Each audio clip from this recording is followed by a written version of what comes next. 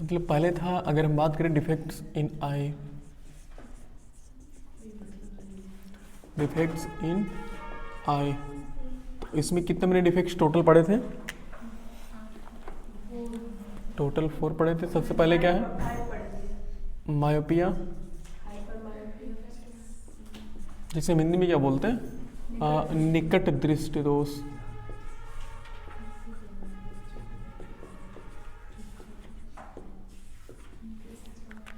पहले पूरा इंग्लिश लिख लेते हैं, उसको तो बात करते हैं हिंदी की। दूसरा हमारे पास है हाइपर मायोपिया, फिर हाइपर मेट्रोपिया होता।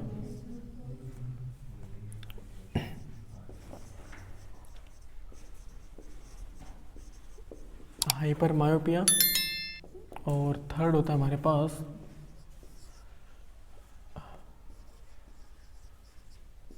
प्रेस बायोपिया।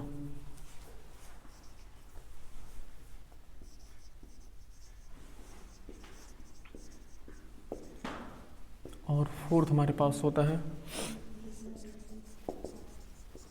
कैटरेक्ट होता है। और फिफ्थ हमारे पास एस्टिग्मेटिज्म।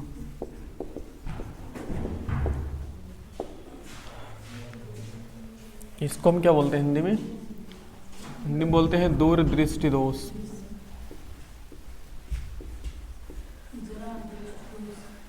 इसमें बोलते हैं जरा दूरदृष्टिता,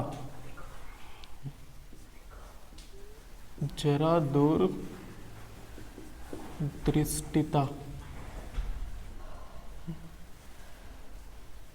दृष्टि ऐसे है, जरा दूर दृष्टिता, ऐसे मोतिया बिंदु बोलते हैं।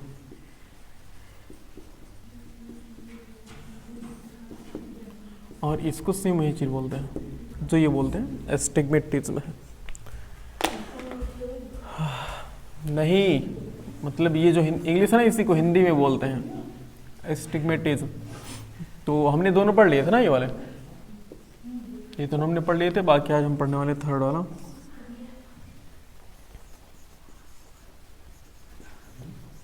प्रेस बायोपिया, यानी कि जरा दूरदृष्टिता। इसके बारे में कुछ बताना चाहोगे कोई?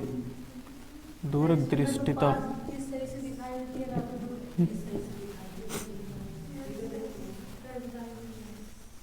और कोई क्लियर बताओ। हाँ हाँ और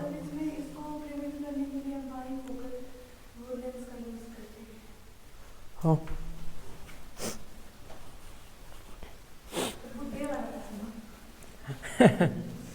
कि जरूरी नहीं कि हर बुढ़ा प्रेस बायोपिया का ही शिकार हो।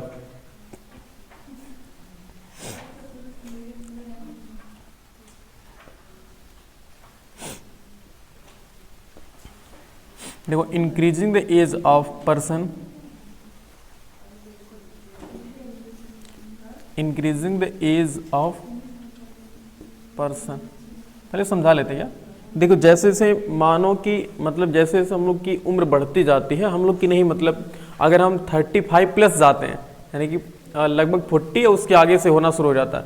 जब 40 से ज़्यादा उम्र एज हो जाती है ना, तो आँख में जो सिलेरी मसल्स होती हैं, वो सिलेरी मसल्स अच्छे से काम नहीं कर पाती, वो रिजिड हो जाती हैं।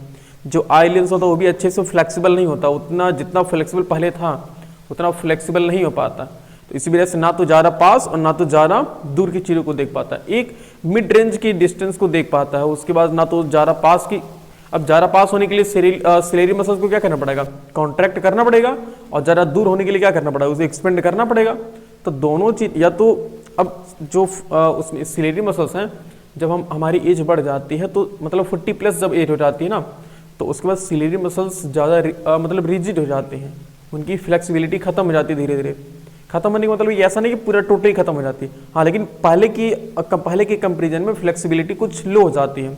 सिमिलरली आई लेंस के साथ भी यही होता है, जैसे जैसे एज बढ़ती रहती है, 35 प्लस होती रहती है, वैसे वैसे आई लेंस की जो फ्लेक्सिबिलिटी है एक्सपेंड होने की या फिर कॉन्ट्रैक्ट होने की, दोनों टेंडेंसी धीरे धीरे कम हो जाती है। तो इस तरह की जब डिफेक्ट्स हमारी आंखों में आ जाते हैं, तो उसी को हम क्या बोलते हैं? उसी को हम प्रेस बायोपिया बोलते हैं। तो अब यहाँ तो दो समस्या है, एक तो हमें दूर का भी नहीं दिखाई दे रहा, ना तो हमें पास का दिखाई दे रहा, मतलब एक मिड रेंज की डिस्टेंस वाली सभी चीज हमें दिखाई दे रही है। जैसे अगर मान लो कि आई यहाँ पर है, ये है, तो हमें ना तो इतना तो ये दिखाई दे रहा ना तो ये दिखाई दे रहा, सिर्फ बीच वाली चीजें भी दिखाई दे रही हैं। तब इसके लिए भी क्या करना पड़ेगा, दोनों चीज काम करना पड़ेगा ना। यानी कि प्रेस बायोपिया का मतलब कि एक ही साथ क्या हो गया, एक ही साथ दोनों डिफेक्ट्स हो गए। कौन कौन, मायोपिया और हाइपर मायोपिया, दोनों डिफेक्ट्स एक ही साथ हो गए। तो इसके लिए क्या होता है, हमारे जो गॉगल्स नहीं होते चश्मे, उस चश्मे में दो तरह के लेंस होते हैं।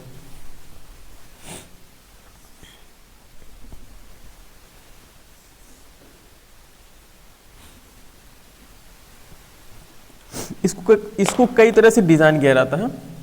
एक तो होता है इस, देखो ये नीचे ऐसे होता है, ये ऐसे देखोगे तो कभी, अब देखो जैसे कि इस हमने देखा ना प्रेस बायोपिया के लिए हमें दोनों चीजें नहीं हो रही है, ना तो हमें नजदीक की चीजें दिखाई दे रही है, ना तो हमें दूर की चीजें दिखाई दे रही है। तो दोनों चीजों को देखने के लिए हमारे पास क्या, कॉनकेव लेंस और कॉन्वेक्स लेंस दोनों चाहिए। तो इसमें से क्या होता है, वो डॉक्टर के ऊपर डिपेंड है कि वो किस पर करता है। अगर मान लो इसमें ऊपर कॉनकेव है तो इसमें भी क्या करेगा, ऊपर कॉनकेव लगा देगा, मतलब इस चश्मे को दो पार्ट में डिवाइड कर देगा। और जो नीचे वाला रहेगा वो कॉन्वेक्स रहेगा, और ये भी कैसा कर देगा, ये भी कॉन्वेक्स कर देगा। ठीक, तो अब किसी मान लो कि अब चश्मे में ऐसा लगा है, तो अगर दूर हमें देखना होगा तो हम ऊपर वाले पार्ट से देखेंगे, अगर हम नजदीक वाले, उल्टा नहीं बोल रहे हैं, ये है, दूर वाले के लिए कॉन्वेक्स यूज करेंगे ना। अगर हमें दूर दृष्टि है नहीं, दूर वाले के लिए ये यूज करेंगे जी, पहले लिख ही देते हैं, ये कॉनकेव का भी यूज करते हैं। बताओ इसमें इस वाले में, यानी कि मायोपिया वाले में या फिर हाइपरमेट्रोपिया वाले में, मायोपिया वाले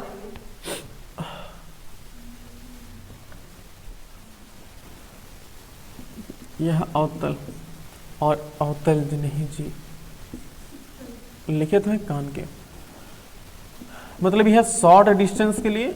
अच्छा, शॉर्ट डिस्टेंस के लिए कि लॉन्ग डिस्टेंस के लिए, लॉन्ग डिस्टेंस के लिए ना, क्योंकि शॉर्ट साइटेडनेस का निकट मतलब होता है निकट की चीजें दिखाई दे रही, तो ये लॉन्ग डिस्टेंस की चीजें हैं और ये शॉर्ट डिस्टेंस की चीजें हैं। तो अगर हमें कोई कुछ दूर की चीजें देखना है तो हम लेंस के ऊपर वाले पार्ट से देखने की कोशिश करेंगे, अगर हमें पास की चीजें देखना है तो हम नीचे वाले पार्ट का यूज करेंगे। एक ही में दोनों होता है। या फिर एक और तरीका है चश्मा बनाने का, लेकिन ये ज़्यादातर सही नहीं है बिल्कुल, मतलब ऐसे बता देना, तुम्हारा दिमाग में कभी आ सकता है कि एक में सर सिर्फ और सिर्फ कॉन्वेक्स डालिए और दूसरे में क्या, कॉनकेव। क्या ऐसा हो सकता है? ऐसा अगर होगा तो नज़दीकी चीज़ों के लिए एक आंख बंद करना पड़ेगा, दूर की चीज़ों के लिए दूसरा आंख बंद करना पड़ेगा, और नॉर्मल के लिए तो दिक्कत हो जाएगी। तो ये वाला प्लान नहीं, कैंसिल, ये वाला cancel.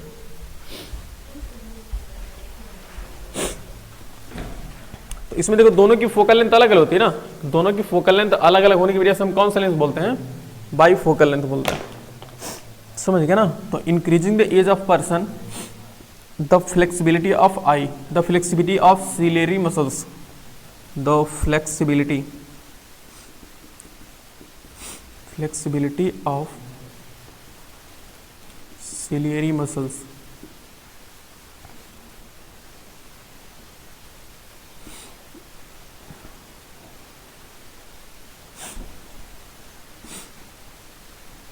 becomes low and also flexibility of eye muscles। अच्छा, becomes low मतलब क्या, becomes rigid कह लो इसे। rigid मतलब समझते हो ना, rigid मतलब कठोर हो गई हैं वो, ज़्यादा ना तो ज़्यादा कॉन्ट्रैक्ट हो पा रही, ना तो ज़्यादा वो एक्सपेंड हो पा रही है। rigid and eye lens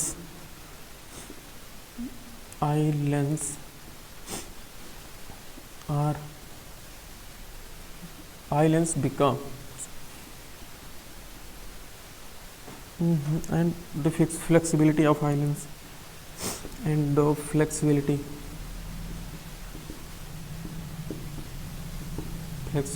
of eye lens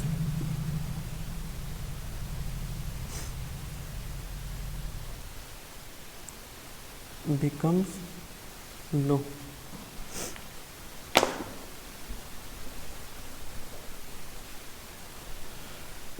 इसका मतलब है कि in this kind of defeats, in this kind of defects person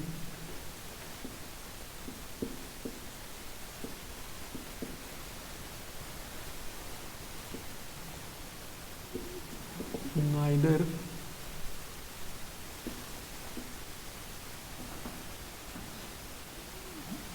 in this kind of defects person neither seem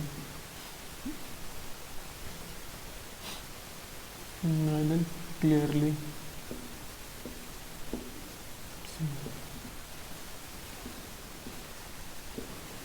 short distance nor for distant object. This kind of defects person neither clearly see in short distance nor for distance object. इस प्रकार के defects में, इस प्रकार के दोष में कोई व्यक्ति ना तो क्लियरली देख सकता है किस चीज़ को, शॉर्ट रखी हुई चीज़ों को, या फिर मतलब कम दूरी पर रखी हुई चीज़ों को, या फिर दूर रखी हुई चीज़ों को। यानी कि अगर जरा यानी कि प्रेस बायोपी अगर किसी भी व्यक्ति को होगा, इसका मतलब यह है कि वो तो ना तो दूर की चीज़ों को अच्छे से देख पाएगा, ना तो पास की चीज़ों को अच्छे से देख पाएगा। अगर हम इसकी रीज़न की बात करें तो इसका रीज़न क्या होता है जी बताओ?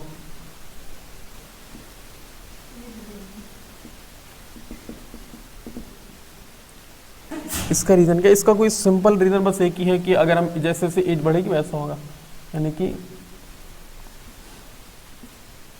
As becomes 40+ year.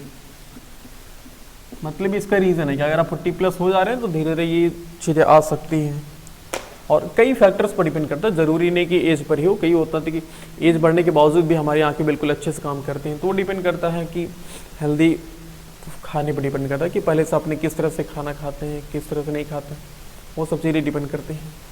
यानी कि हम जब तक 25 या फिर 30 के पहले होते हैं ना, तब तक हम चाहे जो भी चीज़ें खाते रहते हैं कोई फ़र्क नहीं पड़ता, लेकिन बाद में वो चीज़ें डिफेक्ट करती हैं जब हमें जब हमें उन चीज़ों की रिक्वायरमेंट होती है जो हमें पहले ले लेनी चाहिए थी, तो बाद में पता चलता है कि हमें कौन सी चीज़ें दिक्कत करें। आखिर लोग बीमार क्यों पड़ते हैं? बीमार इसी वजह से पड़ते हैं कि जो चीज़ हमें प्रॉपर वे में चाहिए थी वो हमें नहीं मिली है, ये चीज़ होती है। तो कई डिफेक्ट्स होते हैं, लेकिन मेनली बस ये समझो कि एज जैसे 40+ हो जाती है तब ये डिफेक्ट्स आने के चांसेस होते हैं। और इसके अगर हम बात करें तो इसके उपाय, यानी कि सही लिखा ना, प्रेस बायोपी है और रीजन, और उपाय को क्या बोलते हैं जी? Correction.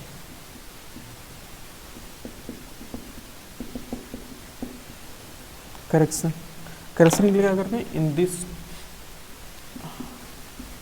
This type of defect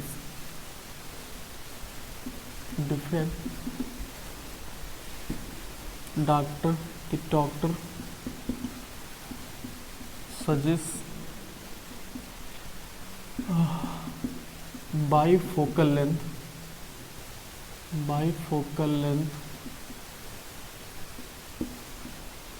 spectacles in which both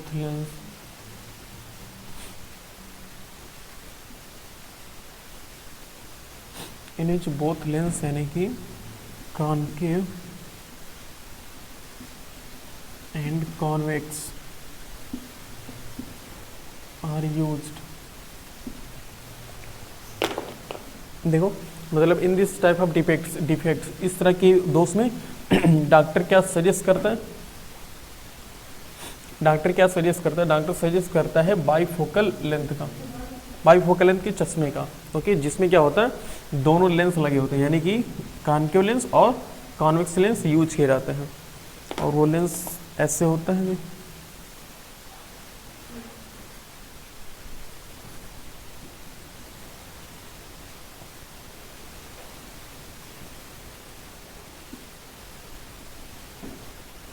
ऐसे होता है चश्मा, ऐसे ही होता है ना जी, कैसे चश्मे की डंडी नहीं बन रही है अच्छे से। ऐसे मान लो, ऐसे बना, ठीक है। तो अगर ऊपर कॉन्वेक्स है तो नीचे क्या रहेगा, कॉनकेव हो जाएगा।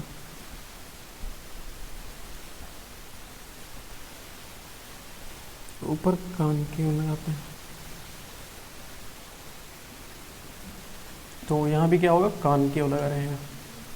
अगर नीचे कॉन्वेक्स है तो यहाँ भी क्या रहेगा, कॉन्वेक्स लगा रहेगा, ठीक है। मतलब इस हर ग्लास का हर ग्लास का आधा पार्ट कॉन्वेक्स रहेगा, आधा पार्ट क्या होगा, कॉनकेव रहेगा। इस तरह से बना रहता, ठीक है। तो ये है किसके बारे में, प्रेस बायोपिया के बारे में। कॉन्वेक्स होता है, वो बीच में मोटा होता है ना। तो उससे क्या क्या, अच्छा ऐसे बनता है, ऐसे कुछ ज़रूरी नहीं है, ठीक है। मतलब ऐसे जनरली हम लोगों ने देखा है ना। यहाँ करने का सिंपल मतलब है कि हमने थोड़ा सा बड़ा, मतलब वो क्या कहते हैं कि ऐसा ज़रूरी नहीं कि ऐसे बना रहे, बस ये समझो कि इसका आधा पार्ट किसका बना रहा था, ऐसे समझो। ये तुम्हारे संतुष्टि के लिए हम ऐसे बना दे रहे हैं, कोई दिक्कत नहीं, आप ऐसे बनाओ तो भी सही है।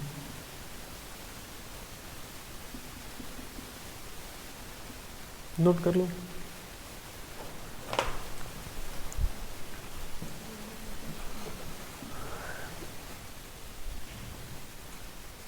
फोर्थ क्या हमारे पास, कैटरेक्ट।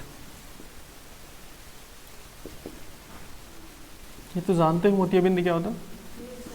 लेंस के ऊपर सिलेंडर में से दो चल जाते हैं।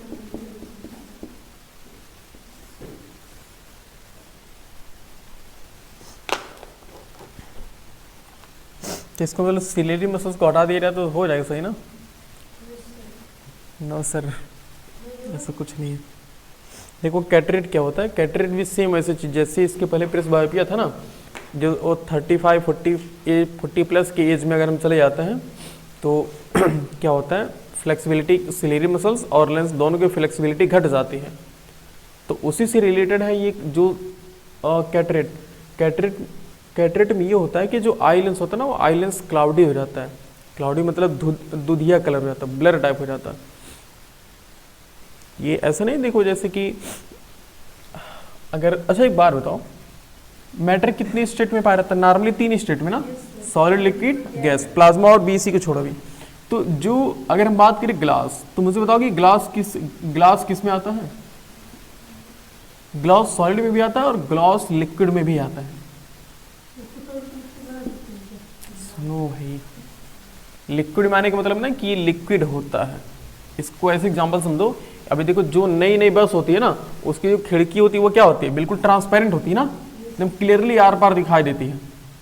लेकिन अगर जो बस 15-20 साल पुरानी हो जाती है ना, उसकी खिड़की देखो बिल्कुल वाइट कलर की हो जाती है ना। ऐसा क्यों होता है। और एक और चीज देखोगे कि ऊपर जब वो होता है ना, जब ये व्हाइट कलर का हो जाएगा 10-15 साल बाद ये ग्लास, तो ऊपर की क्या होती है, ऊपर पतला हो जाता है और नीचे मोटा हो जाता है। इसका मतलब इस ग्लास के पार्टिकल्स ऊपर से किसकी तरफ फ्लो करेंगे, नीचे की तरफ फ्लो करेंगे। समझ रहे हो। इसको भी लिक्विड के फॉर्म, लिक्विड की तरह देखा जाता है। तो सेम ही रीजन इसके साथ होता है, आई लेंस के साथ। आई लेंस कैसा हो जाता है, क्लाउडी हो जाता है, मतलब दूधिया कलर हो जाता है, बस यही है। जब आई लेंस क्लाउडी कलर का हो जाता है उसका कोई ऑप्शन ही नहीं, कोई उपाय नहीं है उसका, बस एक ही उपाय कि सर्जरी करवाइए, दूसरा लेंस लगवाइए। दूसरा लेंस लगवाते तुरंत मोतियाबिंद गायब, ऐसा होता है। और मोतियाबिंद के केस में क्या होगा, जब आंख ब्लर होगी भाई, जब कैमरा का जो ऊपर वाला ग्लास है जो ब्लर हो जाएगा तो कैसा दिखेगा, बिल्कुल सब चीज़ें धुंधला दिखा देंगी ना, क्लियरली नहीं दिखा देती हैं। तो उसके लिए सिंपल सर्जरी करवा करके हम मतलब ये लेंस को ही चेंज करवा लेते हैं। देखिए in this defects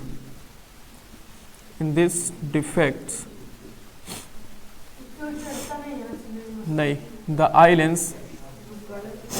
eye lens become cloudy, जिसे हम दुधिया कलर बोल सकते हो, सफ़ेद हो जाता है जी, क्लाउडी। बाय विच, जिसकी वजह से इमेज लुक्स ब्लर। ब्लर समझ रहे हो ना, धुंधला। Blur.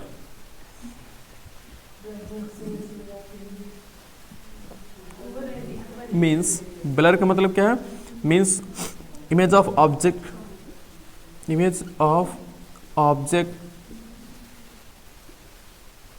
Can't form clearly at the retina. ये बस यही होता है जी। और ये भी क्या होता है जी, हमने वो तो लिखा नहीं कि इन दिस टाइप ऑफ डिफेक्ट्स, और ये इसके पहले लिख लेना कि ये कब होता है, on increasing the age of 40 plus, on increasing the age of 40 year plus. जब 40 ईयर प्लस हो जाती है तो जनरली ऐसा होता है, सामान्यतः ऐसा होता है कि आँख के ऊपर क्या हो रहा है, आँख क्लाउडी, मतलब जो आईलेंस होता है बिल्कुल क्लाउडी हो जाता है, ये दूधिया कलर हो जाता है, जिसकी वजह से हमें चीज़ें ब्लर दिखाई देती हैं।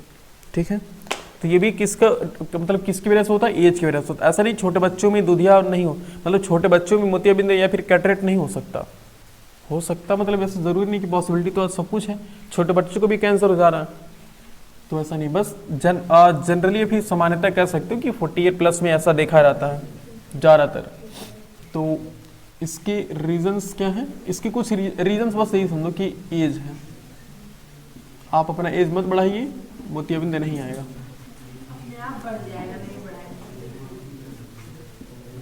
एज कम करने का कोई उपाय है प्रेम, बताओ? ऑन इंक्रीजिंग है,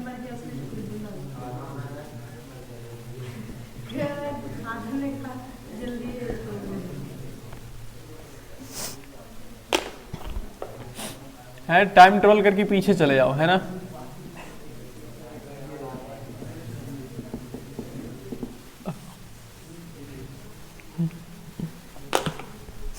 जानते हो अगर एक लॉजिकली ऐसा बात किया जाता है ना कि जो ड्राइवर नहीं होते हैं, अगर कोई ड्राइवर बहुत हाई स्पीड से जा रहा है, जैसे कि कोई मान लो कि वो स्पेस फाइटर वाला है, स्पेस फाइटर जो मतलब वो जो एयरक्राफ्ट जो चलाता है जी, मान लो कि वो लगभग दिन में हर 5 घंटे एयरक्राफ्ट चलाता है, तो वो जानते हो लगभग कुछ नैनो सेकंड फ्यूचर में चला जाता है।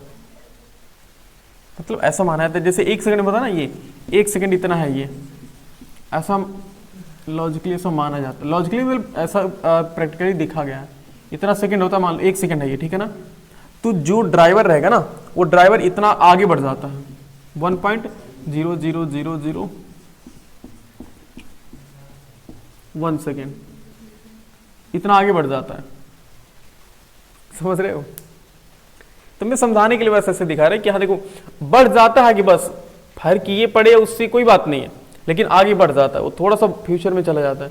अगर कोई ड्राइवर वो दिन रात ड्राइविंग कर रहा है तो समझ जाओ ये थोड़ा सा आगे बढ़ जा रहा है, वो फ्यूचर में चला जा रहा है, समझ रहे हो। जैसे भी क्लास 9 में एक क्वेश्चन आया था ना कि बस जा रहा था, उस बस को गेंद मार करके उसकी स्पीड बढ़ानी थी, तो मुझे आधे घंटे तक समझाने में लग गया था कि भाई साहब, कोई कह रहा है कि सर गेंद मारने से बस की स्पीड कैसे बढ़ेगी, सोचो। लेकिन क्वेश्चन था कि बताओ स्पीड बढ़ेगी कि नहीं बढ़ेगी, बोलो तुम ही लोग बोलो। अच्छा, एक बस ऐसे जा रहा है, पीछे प्रेम ने देखा बस में कोई जा रहा है, एक गेंद उठा करके बस में मार दी है, बताओ बस की स्पीड बढ़ेगी कि घटेगी? पीछे से मारा इन्होंने, ऐसे जा रही है, बढ़ेगी ना। हाँ, कुछ कहोगे सर गेंद मारने से बस की स्पीड बढ़ जाएगी, कैसे बढ़ेगी स्पीड? मतलब अगर मान लो इसकी स्पीड रही होगी 32.252400000639, अगर ऐसे इतना मीटर पर सेकंड रही होगी, तो हो सकता है कि 32.2400000640 हो जाए, 39 1 बढ़ सकती है, ऐसा हो सकता है ना। मतलब स्पीड बढ़ेगी तो कन्फर्म है, चाहे कुछ बढ़े लेकिन बढ़ेगी। तो प्रेम मौर्य कैसे अपनी एज कम कर सकते हैं? ड्राइविंग करके, स्पीड लाइट की स्पीड से एकदम मुड़िए, एकदम इससे एकदम फ्यूचर में चले जाएंगे। करेक्शन के लिए क्या करेंगे जी? सल्फास खा लेंगे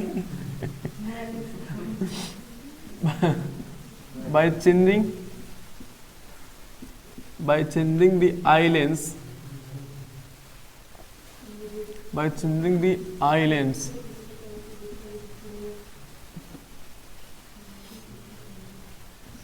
by surgery।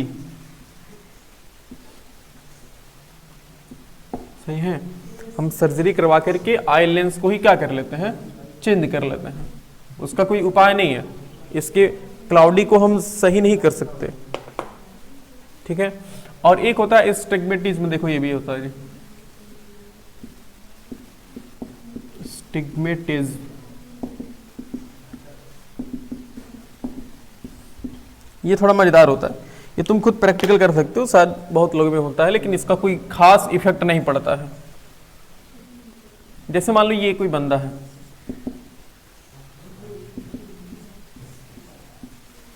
ठीक है, इसके सामने हमने एक पर्दा लगा दिया, इसके सामने मान लो कोई ऐसी चीज है जिसमें ऐसे ऐसे ऐसे बना है, ऐसे ऐसे मतलब वर्टिकली बना है, ठीक है, और फिर हॉरिजॉन्टली बना है, ऐसे हॉरिजॉन्टली बना है, ऐसे ऐसे बना है। हमने कहा इसे देखो, इसे अगर इसे ये लड़का एस्टिग्मेटिज डिफेक्ट से ग्रसित है, अगर इसको ये वाला डिफेक्ट हुआ है तो इसको सिर्फ एक ही चीजें दिखाई देंगी, उसे सिर्फ वर्टिकल लाइन ही दिखाई देगी, ये हॉरिजॉन्टल लाइन देख ही नहीं पाएगा वो। या फिर अगर हॉरिजॉन्टल लाइन को देखेगा तो वर्टिकल लाइन को नहीं देख पाएगा, या फिर वर्टिकल को देखेगा तो हॉरिजॉन्टल को नहीं देख पाएगा। मतलब एक साथ ये दोनों चीजें देख ही नहीं पाएगा, एक साथ क्या करेगा, ये दोनों चीजें नहीं देख पाएगा। मतलब इसके आंखों पर जो इमेज बनेगा ना वो एक ही चीज का बनेगा, या तो हॉरिजॉन्टल का बनेगा या फिर वर्टिकल का। एट टाइम देखो, पर्सन डिफेक्ट्स एस्टिग्मेटिज, अगर कोई पर्सन को कौन सा डिफेक्ट हुआ है, एस्टिग्मेटिज में अगर डिफेक्ट हुआ है तो ये क्या कर सकते हैं, पर्सन सीन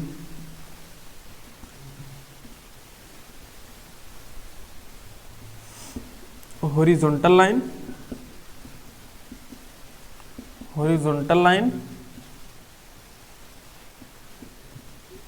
और वर्टिकल लाइन, और vertical line at a time. मतलब एक समय में सिर्फ वो एक ही चीज को देख पाएगा, या तो वो हॉरिजॉन्टल लाइन को देखेगा या फिर वर्टिकल लाइन को देख सकता है। अगर आपको ये डिफेक्ट्स नहीं है तो ऐसा नहीं होगा। तो इसका कोई खास वो नहीं होता है, फर्क पड़ता है। बस ये भी इससे कोई खास प्रॉब्लम थोड़ी होती है। कहाँ आपको कोई रिसर्च करना कि बार बार ये चीज आपको देखना है, समझ रहे हो। अगर ध्यान से देखो तो मैट भी उस तरह काम करेगा कि नहीं करेगा, लेकिन ये बहुत पास है ना। अगर इसको एकदम सामने से पर्दे की तरह लगा दे रहा है और इसकी जो रिप्स है उसको पतला कर दिया जाए तो ऐसा होता है। तुम्हें कौन सा यहाँ नहीं, बड़े से पर्दे पर अगर हम बना दे तो तुम्हें सिर्फ यही दिखेगा, मुझे लग रहा है रेड वाला दिखेगा।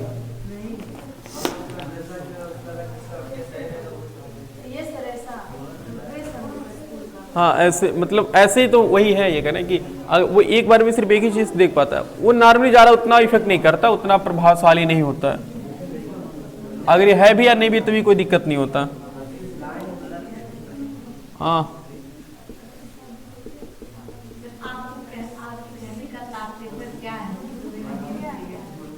एक बार मुझे याद है ना कि एक बार हम थे बाहर तो एक रजाई थी, उस रजाई का खोल भी ऐसे था, बिल्कुल नहीं नहीं। तो सुनो इसके करेक्शन के लिए, हाँ देखो इसका रीजन पहले देखते हैं कि ये रीजन क्या है।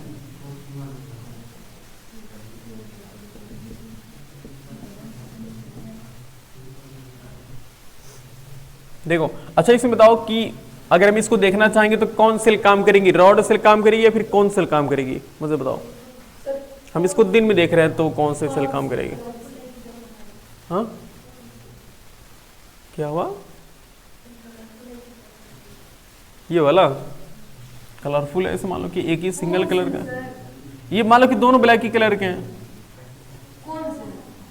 वो मतलब कन्फर्म है कि दिन में है तो कौन कौन सेल काम करेगा ना, यस सर। रॉड सेल रात में काम करता है, तो कौन सेल, देखो इसमें जो कौन सेल होती है मतलब इसका रीजन क्या होता है, रीजन ये होता है ना जो कौन सेल होती हैं कुछ सवाल तो अच्छे से वर्क न करेंगे मतलब कि ये इरेगुलर हो जाती हैं।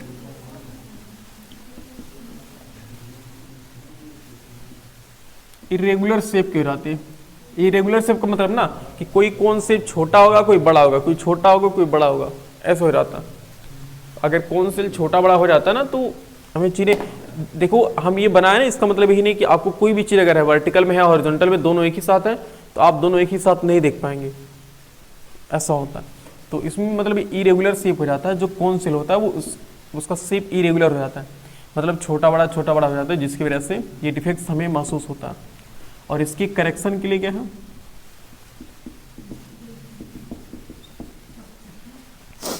इसके करेक्शन के लिए ना जो डॉक्टर होते हैं वो स्पेक्टेकल्स में कौन सा ग्लास यूज करते हैं, सिलिंड्रिकल ग्लास, अजीब नाम है ना, सिलिंड्रिकल ग्लास यूज करते हैं। सिलिंड्रिकल ग्लास नहीं जी, सिलिंड्रिकल लेंस बोल दो। वही होता है ना, कौन से? हाँ, देखो सिलिंड्रिकल शेप, सिलेंडर कैसे होता है जी, देखो ऐसे होता है ना, ये पूरा सिलेंडर ही लगा दिया रहता है आँख में कौन से भी वैसे होता है। ऐसे इतना काट के इतना लगा दे रहेगा आपकी आँख में,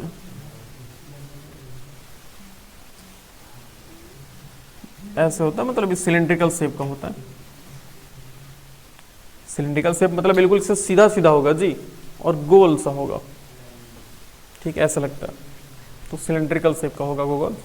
ये है, की नोट कर लो, तुम है नहीं बुक में, सबने यहीं पर मिला था तो लिख दिया, ये नोट कर लो। फिर मेरे ख्याल से ना डिफेक्ट से ही देखो खत्म हो जाते हैं, इसके बाद हम पढ़ेंगे वो प्रिज्म से शुरू करेंगे आगे। सिलिंड्रिकल डिफेक्ट्स देखो, अब सीखेंगे वो ग्लास प्रिज्म।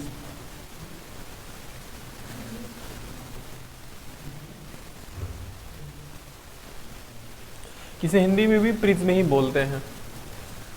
बताना चाहेगा ग्लास प्रिज्म क्या है, पढ़े हो ना तुम लोग, बोलो क्या है। सर ग्लास प्रिज्म है जो उसका दो फेस रहता है, वो ट्रायंगुलर शेप का रहता है और दूसरा रहता है।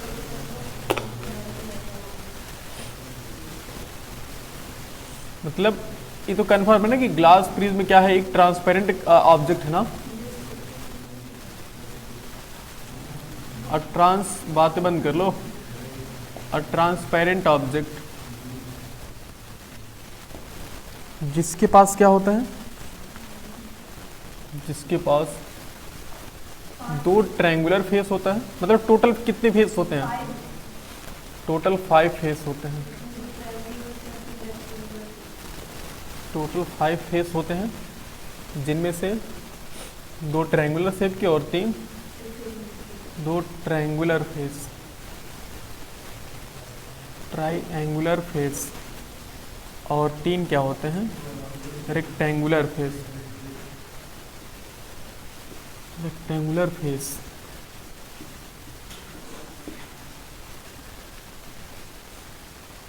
यानी कि ग्लास प्रिज्म में क्या है, ग्लास प्रिज्म में एक ट्रांसपेरेंट ग्लास है, मतलब जिसका आर पार ट्रांसपेरेंट ऑब्जेक्ट है, फिर ग्लास है जिसके हम आर पार देख सकते हैं।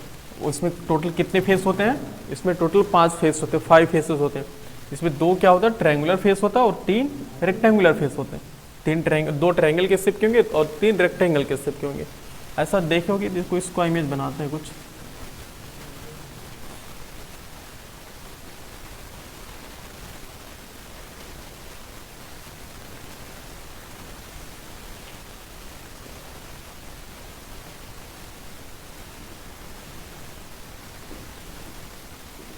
कुछ ऐसे देखो, देखो ये वाला पीछे वाला एक फेस हो गया ट्रायंगल वाला, और इधर वाला देखो 2 फेस हो गया ट्रायंगल वाला है ना, और एक इधर का रेक्टेंगल और एक इधर का रेक्टेंगल और एक नीचे का रेक्टेंगल।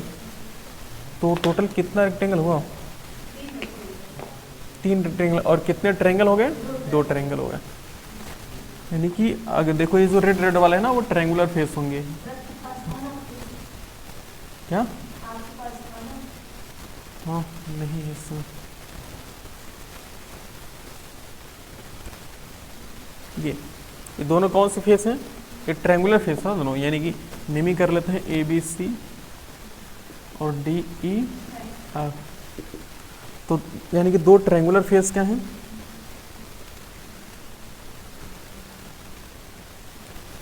ट्रायंगुलर फेस में कौन कौन आएंगे? यानी कि A B C, triangle A B C comma triangle D E F, ये दोनों क्या हैं? ट्रायंगुलर फेस हैं। ओके, और अगर बात करें रेक्टेंगुलर फेस की,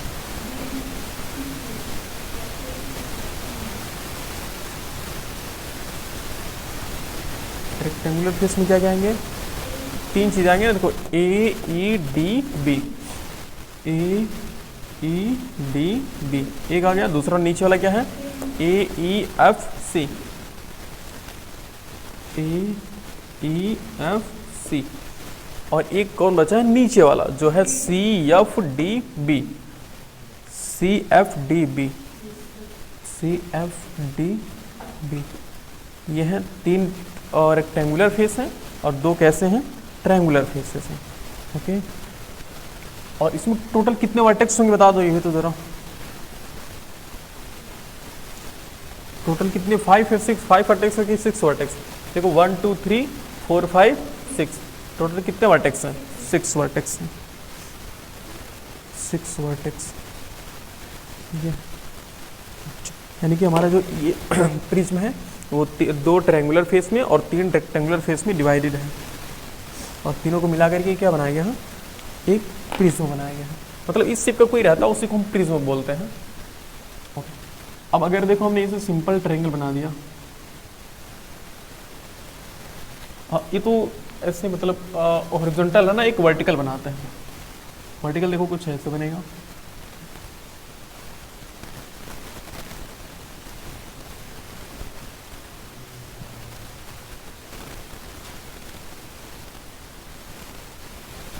ऐसे कुछ है।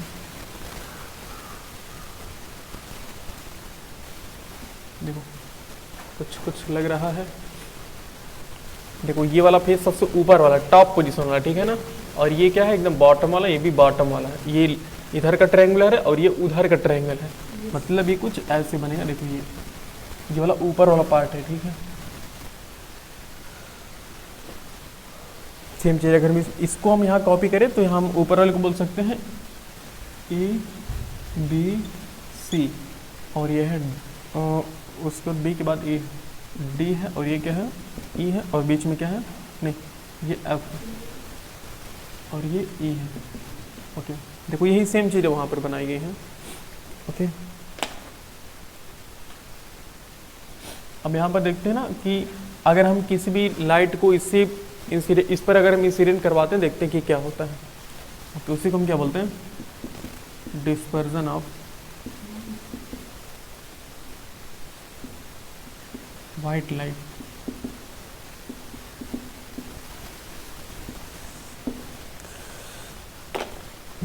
देखो हमारे पास एक प्रिज्म है, हमने सिंपल ऐसे बनाना, इसका मतलब कि हमने इस वाले फेस को सामने, हमारे ये सिर्फ ये फेस हमारे सामने दिख रहा है, बाकी इसके पीछे कौन सा फेस छिपा हुआ है? इसके पीछे सी ए बी वाला फेस छिपा हुआ ना, ट्रायंगुलर, मतलब बिल्कुल इसके बिल्कुल सीध में है। और इधर कौन सा? इधर है रेक्टेंगुलर, और इधर भी कौन सा है? रेक्टेंगुलर, और नीचे कौन है? रेक्टेंगुलर नीचे भी है ना।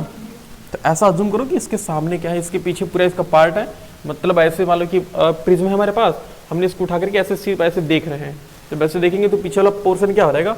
बिल्कुल छिप जाएगा ना। तो ऐसा सोचो ये है। और इसमें देखो क्या क्या चीज़ होती है। पहले ये अभी डिस्पर्जन नहीं पढ़ेंगे, सिंपल अभी प्रिज्म पर देखते हैं कि अगर हम कोई भी रे ऑफ लाइट इस पर इंसिडेंट करवाते तो इससे कैसे होते हैं, यानी कि refraction by prism, refraction bye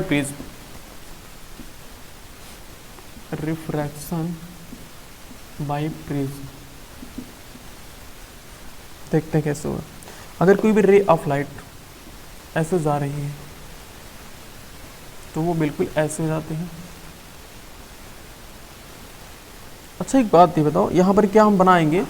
ये रिफ्रैक्शन ऑफ लाइट पढ़े हो ना, जब भी कोई किसी भी जब भी कोई रे ऑफ लाइट एक मीडियम से दूसरे मीडियम में जाती है तो नॉर्मल की तरफ क्या होती है, बेंड होती है ना। मतलब अगर वो रेयर मीडियम से डेंसर मीडियम में जाती है तो पहले यहाँ पर नॉर्मल बनाएंगे, नॉर्मल बिल्कुल ऐसे बनेगा ये। तो रे ऑफ लाइट अगर ये मान लो कि प्रिज्म नहीं होता तो ये रे ऑफ लाइट बिल्कुल ऐसे सीधी निकल जाती है ना, ऐसे बिल्कुल सीधे निकल जाती है। लेकिन यहाँ पर होने की वजह से ये ऐसे से नॉर्मल की तरफ क्या हो गई, बेंड हो गई। ओके, इतना भी ज़्यादा बेंड नहीं होगी, ऐसे बेंड हो गई। ओके, अब इस सरफेस पर आ गए, इस फेस पर आ गए, और यहाँ देखो ये कहाँ से डेंसर से रेयर में जाना चाह रही है ना, तो फिर यहाँ पर हम क्या बनाएंगे, यहाँ पर एक नॉर्मल बनाएंगे।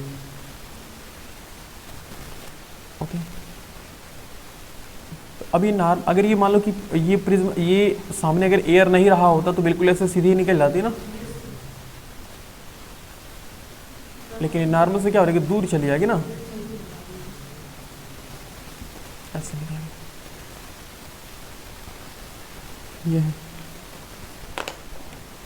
तो जो रे ऑफ लाइट इंसिडेंट होती है किसी प्रिज्म पर, इस रेखा को, इस रे ऑफ लाइट को हम क्या बोलते हैं, इंसिडेंट रे।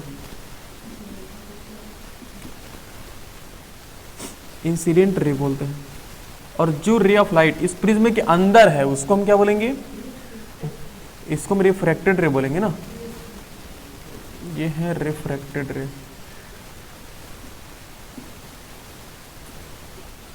रिफ्रैक्टेड रे। और जो रे ऑफ लाइट इस रिफ्रैक्ट के बाद निकल गई बाहर उसके इमर्जेंट रे बोलते हैं।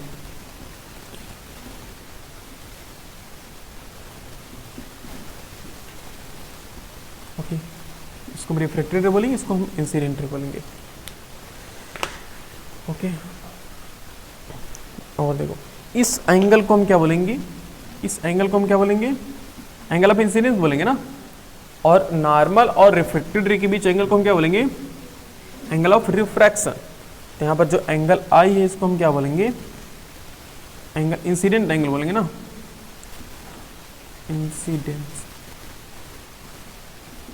इंसिडेंट एंगल बोलेंगे।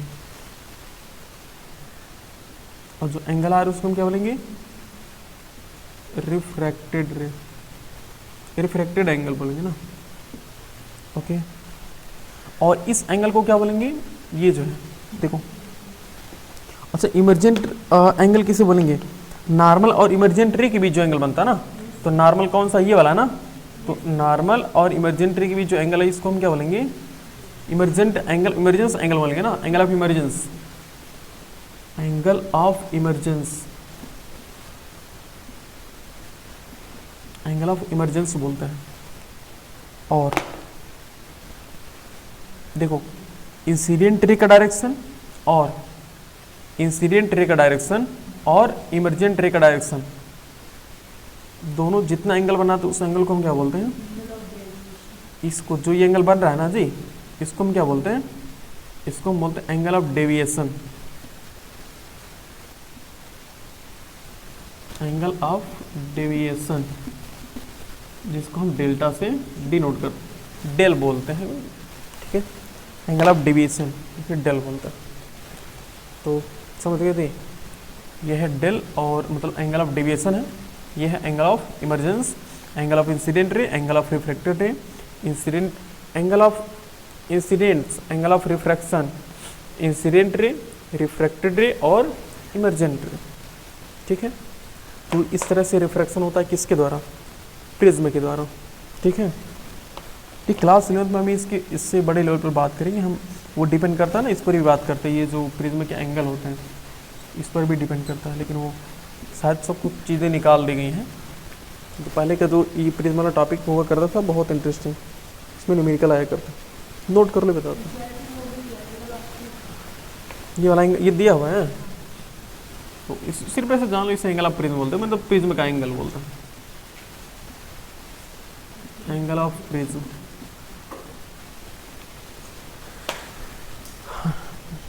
दिखाइए जरा तो कहाँ है,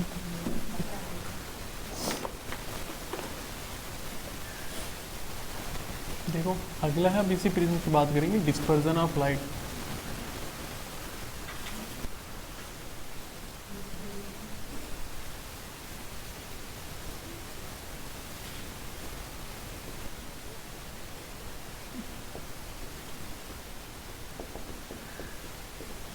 देखो डिस्पर्जन ऑफ लाइट है क्या।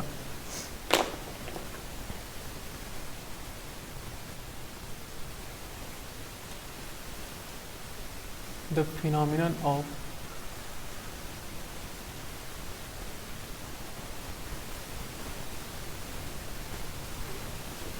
white light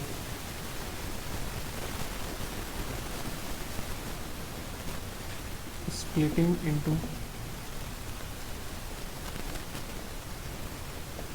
its 7 constituent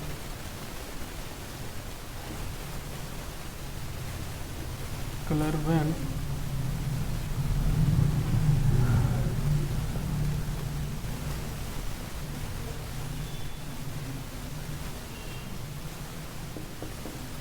देखो जी क्या है, और डिस्पर्जन ऑफ लाइट है क्या। डिस्पर्जन ऑफ लाइट एक फिनोमिना है, एक मैकेनिज्म है of white light splitting into its 7 constituent colour, यानी कि वाइट लाइट का अपने 7 प्रारंभिक कलरों में, रंगों में विभाजित टूट जाने का जो फिनोमिना, उसी फिनोमिना को हम क्या बोलते हैं, उसी फिनोमिना को हम डिस्पर्जन ऑफ लाइट बोलते हैं।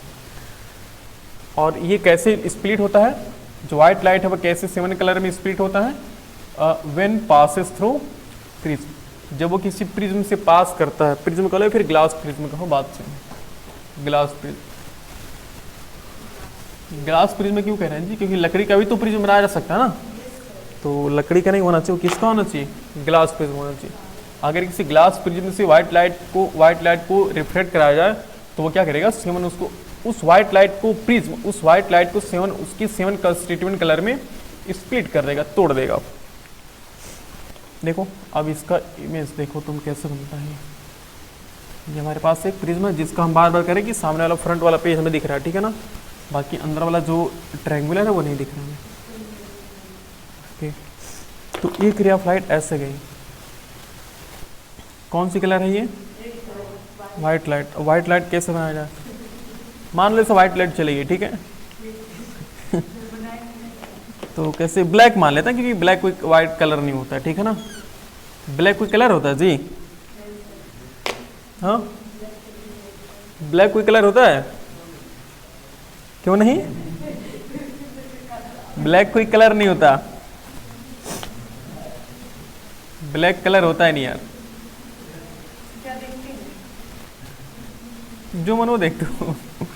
ब्लैक वो एक स्पेस होता है जो जिससे रे ऑफ लाइट रिफ्लेक्ट होकर के हमारे आंखों पे वापस नहीं आती है। जी भाई जी,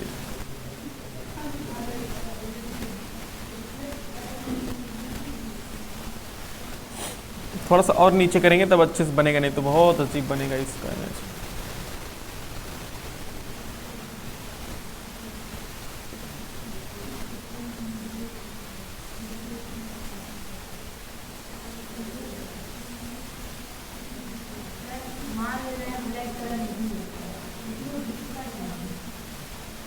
देखो मुझे टाइम लगेगा समझाने में, ठीक है ना, तो टाइम आज नहीं, कल पूछना वो क्वेश्चन, क्योंकि आज नहीं है time.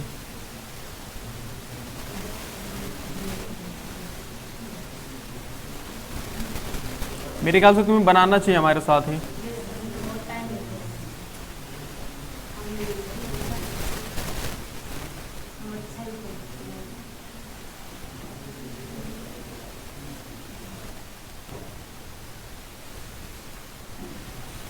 One two three four five six, भाई एक और बन जाओ।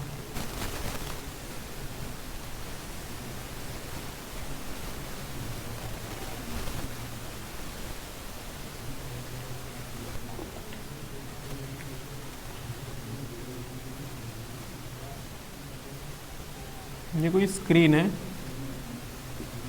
ठीक है, ठीक है, ये कोई स्क्रीन है।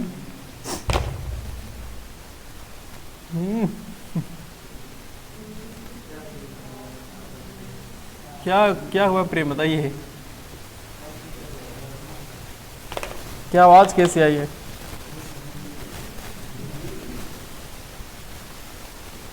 यही रीजन है, उस दिन तुम लोग यही तोड़े थे ना वो वाला, फिर चुपके से बैठ गए थे, तो तुम लोग को पता है कि हमको पता नहीं है, लेकिन हम किसी पर्टिकुलर को बोले नहीं तो अब वो मिलता भी नहीं है, उसके लिए पूरा फिर से 700 का में ट्राइपॉड मंगाना पड़ेगा। मजाक मजाक में तुम लोग कुछ भी कर देते हो, लेकिन ऐसा उसका एहसास नहीं होता।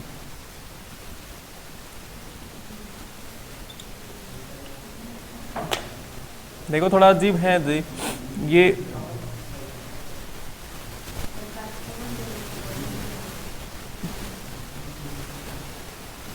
चलो बनाओ बनाओ जल्दी सुनाओ ये वाला कोई इसमें।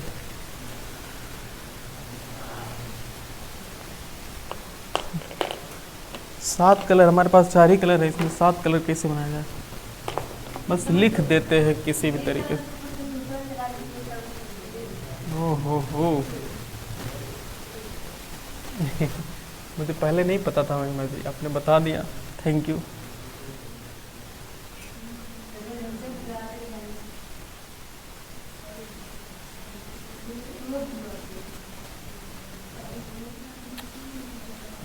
विज्ञोर दिख रहा है?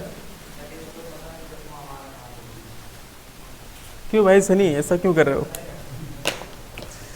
हम एलियन तो आगे नहीं रखने, तुम लोग में से कोई रखा होगा तो भाई दे दो उसको।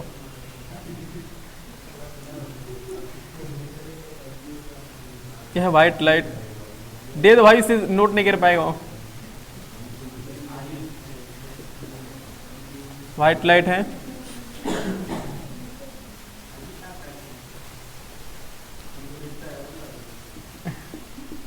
split into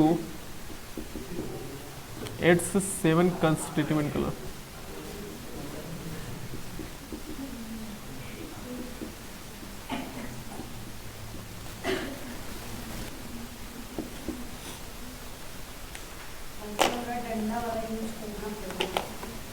क्या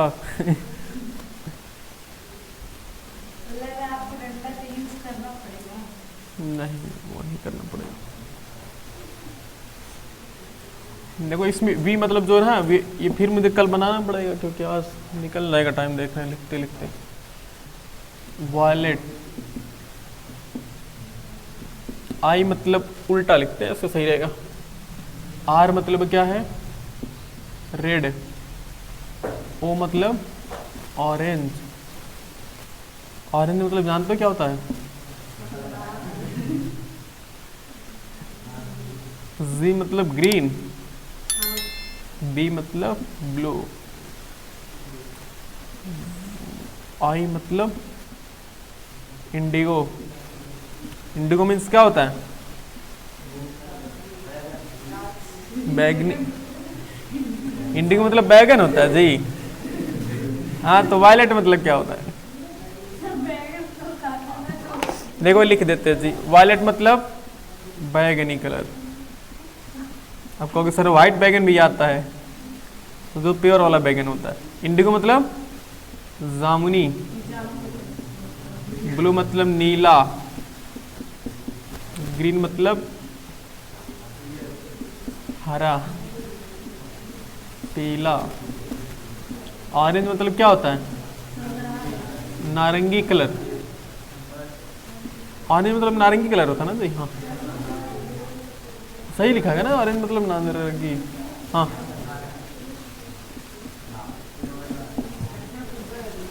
लाल कलर।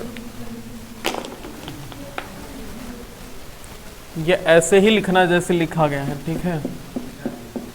तो उल्टा कह दिए तो गलत हो जाएगा, तो पूरा मामला ही चेंज होगा, पूरी अपनी फिजिक्स चेंज कर दोगे अगर इसको उल्टा हो जाएगा तो। प्लीज सीधा कर देंगे, ठीक है?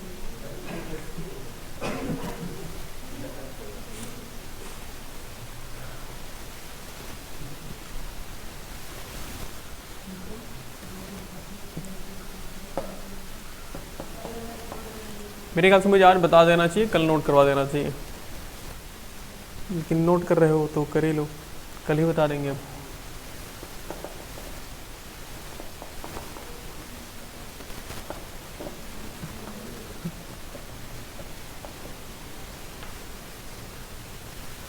ये नोट कर लो प्रिज्म के बारे में, बाकी कल बता देंगे क्योंकि इस टाइम तो खत्म हो जाएगा।